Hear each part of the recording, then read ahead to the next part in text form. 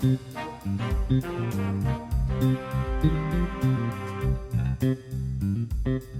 and welcome to Dollars and Cents, the Australia Institute podcast where we're talking about just what the hell is going on in the economy. I'm Elinor Johnston-Leake, the senior content producer here at the Australia Institute, and while Greg is off gallivanting around Europe, we've got our senior economist Matt Grudnoff back again this week. Hi, Matt. Hello, Elinor. It's great to be back. Great to have you. And Matt, you're coming in at really a very exciting time, so I'm told, for the economy. Yeah, very exciting for economists. And maybe some other people. It's the Productivity Roundtable this week. But before we get to that, I would first like to maybe indulge, if you'll let me, in a little, I don't know if it's schadenfreude or just the burning fire of karmic justice. We have some breaking news now. Qantas has just been fined $90 million after being found to have unlawfully sacked more than 1,800 ground staff at the height of the COVID pandemic. The biggest fine for industrial relations offences in history, alongside a scathing final judgment. To deprive someone of work illegally is to deprive someone of an aspect of their human dignity. Sacked Qantas workers are furious again at their former boss, Alan Joyce. He's resurfaced in Sydney, praising himself for saving the airline during COVID, which Qantas did by illegally sacking thousands of workers and taking billions in taxpayer handouts. Justice Lee has absolutely smashed Qantas today for its illegal conduct. Qantas has been fined a record $90 million for illegally firing their baggage handlers and other ground staff in 2020. Matt, is this schadenfreude? Well, yeah, look, I mean, how to destroy your reputation. I think they've done a lot of that in many different ways. They have, and this is just the latest. So they got a massive $90 million fine. Basically, for those that don't remember, because, COVID has fried people's memories, Qantas took advantage of the pandemic to fire a whole heap of baggage handlers and sort of replace them with non-union labour under the sort of shadow of the pandemic when the sort of airline industry was in crisis. The whole time, everybody, particularly the transport union, was saying this is just so illegal. Yeah. And Qantas was going, no, it's all good. And, they've basically lost through the courts and were eventually found, yes, they did fire them illegally. And now they've been hit with this huge fine. And quite interestingly, if you like Schadenfreude, the judge basically is giving $50 million of the $90 million fine to the union. Oh, I didn't know that. They're funding the union through this fine just as a deterrent for any other kind of company that thinks that really this is a really good idea. Yeah. Is 90 million, you hear about these companies getting big fines. Is this actually a significant fine to Qantas? Well, this is the sad bit. Look, it is a big fine, but the money that Qantas has basically saved from sacking union workers is probably a lot larger than the 90 million fine. Plus, the various, that this is just the kind of final stage of it. They've also had to pay their workers, the workers that they fired, they had to pay them out. And they've had court costs, and that runs into well over $100 million. But even with all of that, Qantas has probably come out ahead, which is a bit sad. Yeah, well, we can't have everything, I suppose. Back to the big news story of the week. There's been a lot of coverage of the Productivity Roundtable, a lot of coverage of essentially people having meetings in a room. It seems to be, it's been called a bit of a talk fest, bit of a circle jerk. But there have been some actual things coming out of it. The union movement was asking for bosses to pay a levy to be put on companies to train workers. We kept hearing there was a lot of common ground, a lot of agreement, a lot of consensus. This was the one thing where there was a bit of a blue, I'm told. Now, that was dismissed pretty vigorously, according to all the reports we've seen inside that room. Union leaders, including ACTU head Sally McManus, have called for a new levy on businesses to pay for training for workers who want to upskill. Yeah, look, there was a lot of talk going into the Economic Roundtable, a lot of ideas, a lot of really good ideas. And one of them that they did actually discuss was around the idea of training. And the union want a levy on employers, basically to raise a fund in order to train workers. One of the problems we have in Australia is that employers, businesses, spend very little on training compared to other developed countries. We're really bad at it. We tend to rely a lot on formal education, including tertiary education, unis and TAFE, which is funded by the government. Yeah. And businesses themselves don't do as much training as kind of our comparable countries. And so the solution to that, according to the unions, is to stick a levy on businesses, create a fund and use that fund to train workers, which is a good idea.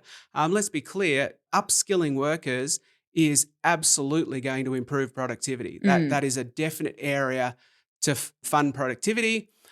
Businesses are obviously going to benefit from that productivity, so it makes sense that they should foot some of the bill. And is this applying to all businesses? Yeah, so the proposal the unions have put up is a 1.5% levy, so pretty small, on turnovers of more than $500,000 or above. Okay. I do note that businesses are against this idea. Surprise, surprise. Yeah, that makes sense. They'd rather have... They'd rather not pay for things. Yeah, exactly right. They'd rather get freely trained labour than having to pay themselves to actually train it. And also, it would raise a pretty large amount of money that would then be put in to train workers. And let's be clear, one of the big beneficiaries from this is businesses. They're the ones that are going to benefit from better trained workers, more productive workers. It's not just the whole economy, but businesses will benefit from this. So this is not like a tax where you're taking away from them and they might not get any of it back. They basically get the benefit of this back. Well, that sounds like a pretty great idea to me, Matt. Hopefully, well, certainly a productive idea. Certainly a productive idea. Hopefully, the government takes it up in some form, I guess. Housing reform has also been a big thing on the table at this roundtable. Yeah. Which is fair. Has been a big thing on the roundtable. Yep. Yeah, like housing is probably the biggest issue that Australia faces, I think. It's one of the major crises. Like, it dominated the last election. And I still don't think either of the major parties has properly grappled with it. No, and I mean, I'll like you to explain it a bit more to me, but from what I've seen of the policy proposals coming out of this roundtable, I'm not getting my hopes up either too much, to be honest. It seems very abundance pilled. Yeah, so it's around regulation. So they're talking about cutting regulation. So the idea is they want to speed up approvals processes. They want to allow houses to be built faster, which, will increase the amount of houses that can get built. Absolutely. And the supply of more houses, to be clear, will help with the housing affordability crisis. More houses means more places for people to build. But, and here's the big but, this isn't going to solve the problem. We really need to get back to the basics about what caused this housing crisis.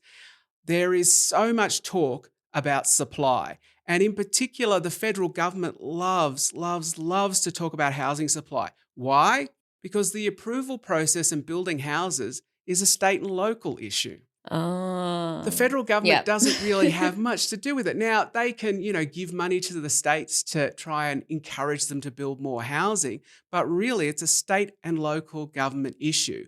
And so they don't have a lot to do with it, which means effectively what they can do is they can say, see, we're doing something to, push state governments to do more, but they're not doing anything. The problem with this is that the housing crisis is actually not a supply problem. How do we know that? Well, over the last 10 years, the population has increased by 16%. Okay, so in order to house those extra 16% of people, the number of dwellings, the number of houses would have had to have increased by at least 16% just to stay steady. Over the last 10 years, the number of dwellings has increased by 19%. Oh, wow, yeah. We are building houses faster than the population is growing. And if you want to go back even further, even a longer time period, we have census data which has excellent information on how many houses there are, right? So a census, basically, they send out census workers to every house. So they have a really good snapshot of exactly how many houses. If we look over the last 20 years, so an even longer time frame, we go all the way back to the 2001 census, which was just after that was when house prices really started increasing. And the last census is 2021, so that 20-year period. Over that 20-year period, the population increased by 35%. So again, in order to house all those people, we need to increase the number of dwellings by 35%. But we didn't increase it by 35%. We've increased dwellings by 39%.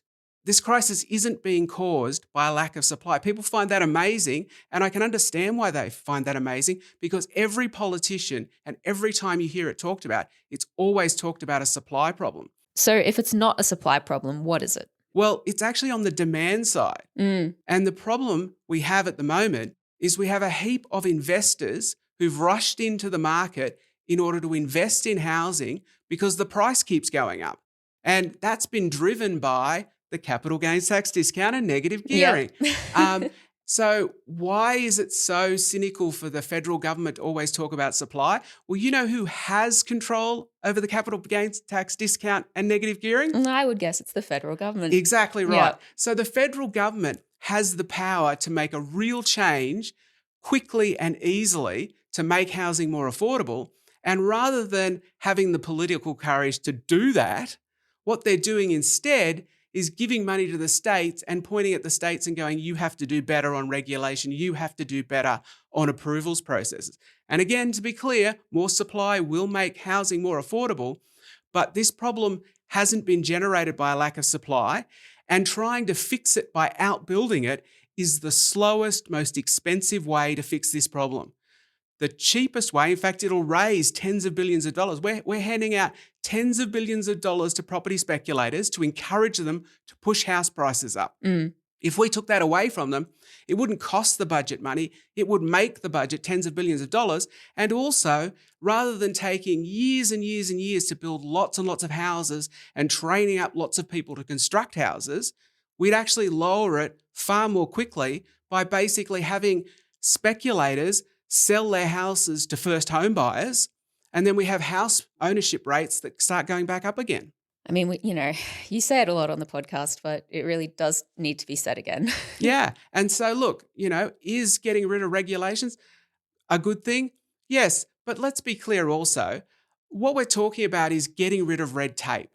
Who's against getting rid of red tape? Are you against getting rid of red tape? Well, I mean, I don't want to sound like a downer, but it does depend on what the red tape is there for. Exactly, right? So firstly, we're talking about getting rid of regulations, not red tape. Red tape's kind of the pejorative word for it. And the reason they use that is because, nobody's going to say red tape, getting rid of red tape is bad. Red tape sounds bad. Yeah, exactly right. Look, but regulations, are important. At the moment, we're having a big debate in childcare about regulations, right? And nobody's saying, we need less regulations in childcare. Those background checks on childcare workers, there's too many of them. We need to get rid of them, right? So let's be clear, regulations are very good at times. They protect people. They protect vulnerable people. In the construction space, they're talking about pausing the National Construction Code, which is basically all the rules around building houses and apartments and things like that. Now, that can be good and bad. Look, there are lots of regulations in it. Maybe some of them we need to get rid of. But I'll take you back a number of years to Sydney, and there were a couple of very high-profile cases where people got kicked out of their apartment because enormous cracks appeared and they were unlivable. So people had bought these apartments, they had big mortgages, and suddenly they had nowhere to live, right? And people were rightly outraged by that. Well, guess what? Regulations is what stops that kind of thing happening more often. So we need to be really careful. And finally, if I can just finish this rant, the thing that they're actually suggesting is that we freeze the national code, the National Construction Code. That is about as dumb an idea about regulation as, and it just sums up where the debate is. Rather than saying, here's some stuff in the National Code that is bad, let's reform it. No, we're just going to freeze it, right? Which means you can't make changes to it. So if there is bad regulation or there's regulation that needs changing, well, you can't change it. And if you have new good regulation that you need to put into it, you can't put that in. So it's not about getting rid of red tape. It's just about having less regulation. Yeah. God, that is shocking. And the problem we have with this debate when we go to, let's just get rid of red tape, is that it actually drowns out time and discussion of actual real reform that could actually make Australia more productive, and real reform that would actually make Australia better. Rather, we're having this kind of, we invent this kind of nebulous bad guy, the red tape. Ooh, it's scary and bad. And then governments can go, oh, well, we'll just fight red tape. Yeah. No actual concrete suggestions on what to do. And to be clear, fighting against red tape and constantly reviewing regulation to make sure it's fit for purpose should be an ongoing government thing that they do all the time. It shouldn't be something that comes out of a roundtable. What should be coming out of the roundtable is real reform, real ideas for reform that can actually make Australia better. Well, I'm sure it's a lot easier to just go, let's just pause all regulation rather than actually look into what Exactly right. And pausing regulation is not the same as getting rid of regulation or making regulation better. But Matt, it's going to be so much easier and cheaper to build houses when you don't have to actually make them, livable. Oh, that's so terrible. There was also there was some leaked Treasury advice last week that had some more terrible, terrible ideas that I just could not believe I was reading. On top of those, there was a quote, National Artificial Intelligence Plan to cut environmental red tape. Oh, yeah, that's what we need. We need AI deciding what regulations are good and what regulations are bad. I think that's maybe the worst combination of words I've ever read in my entire life. Yeah, let's put a machine who can't think in charge of deciding which regulations work and which regulations don't. For environmental environment, yeah.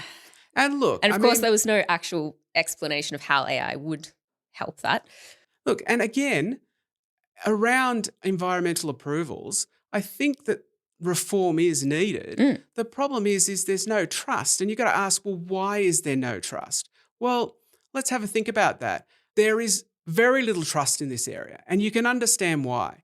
Rio Tinto blew up 46,000-year-old shelters at Juukan Gorge, which were of incredible cultural importance, not only to the local Aboriginals, but also to the country and, frankly, the world, just so that they could dig up some iron ore.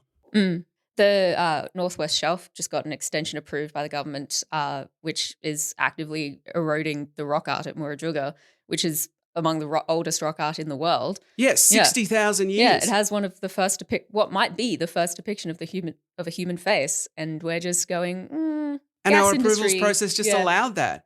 And we've got just before the election, the federal government coming in and basically changing the rules to stop a court action in Tasmania to stop the salmon industry from possibly wiping out the Maugean skate. Okay? So these are issues where you look at it and you go, I don't think the government's doing the right thing here. And most Australians would probably say, you know what? That's not what we should be doing. And now we have the same sort of group saying, well, we need to reform these approvals processes. Well, let's have a think about that. We're going to get a robot to do it. And do what? Right? Yeah. You don't have a great track record on this area. You want to reform it so that an AI robot can do it. Or, I just don't think there's any trust left. And I think that if we want to actually reform the environmental approvals process, we need to actually build up trust, and we need to trust that our government is actually going to make the right decisions to begin with. Climate change is not great for productivity. I mean, we've just taken the show to South Australia covering the algal bloom. It's really hurt tourism, among other things there.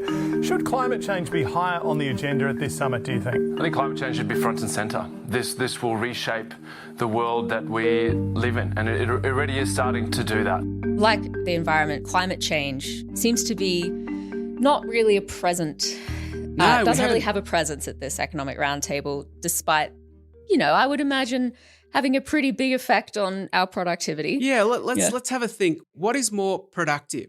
Should we just ignore climate change and then just allow floods, storms, algal blooms, fires, droughts, and just have to rebuild houses, compensate businesses, compensate farmers? Or should we spend some money and tackle climate change and not have these huge climate disasters to have to pay for? I would suggest that doing something about climate change is really, really productive. The recent algal bloom in South Australia has been, killing thousands of sea animals, has had a huge impact on businesses, tourism. The federal government's just announced they're going to spend $6 million on financial support. But I mean, really, there has to be a better way to do this, Matt. Yeah, absolutely. Combating climate change is one of the most productive things that the government can do, but it has been entirely absent as an idea at the current roundtable. It's one of the big things that is going to face that Australia is going to have to face in coming decades, and yet we seem to be ignoring it. So what could the government, apart from reducing emissions, ending gas carbon and tax. coal, apart from those things, what could the government be doing about climate change in this regard? Yeah, look, the Australia Institute has suggested that we need a climate disaster levy. So what we're seeing at the moment is the government having to pay out and compensate and repair when we have climate disasters. And so therefore all taxpayers are basically footing the bill for this. What we propose is the people causing the climate disaster, fossil fuels, those companies should pay a levy and that money should be used to then not only repair climate disasters, but make us more resilient, more climate resilient, to build the various infrastructure that is going to protect us from these climate disasters going forward. Sounds like a great idea. Yeah. And, rather than the general taxpayer having to foot the bill, we're actually targeting it at those that are actually causing the problem. Let me give you an example. We've had a number of floods in Lismore, some really, really bad ones. Even though the most recent one happened some time ago, there are still people waiting for their homes to be rebuilt. They're struggling because they're fighting with insurance companies. If we had a pool of funds raised from fossil fuel companies, they could better compensate and better allow people to rebuild their lives. And also, it could fund flood levies. It could fund buybacks so that people aren't rebuilding in dangerous places that going forward are going to continue to flood more and more. And therefore, again, reduce the damage going forward that these kind of climate disasters are going to cause. Yeah, and are going to occur more and more frequently. Yeah, absolutely. And if any listeners think that this is a great idea, the Australia Institute has a petition on our website calling for a polluter pays climate disaster levy. If you'd like to sign that, you can find it via the link in the show notes. All right, well, thank you so much, Matt. I guess we'll just the economic roundtable ends today, so I guess if anything else comes up that is at all interesting, we'll talk about it next week. Yeah, look forward to it. Yeah.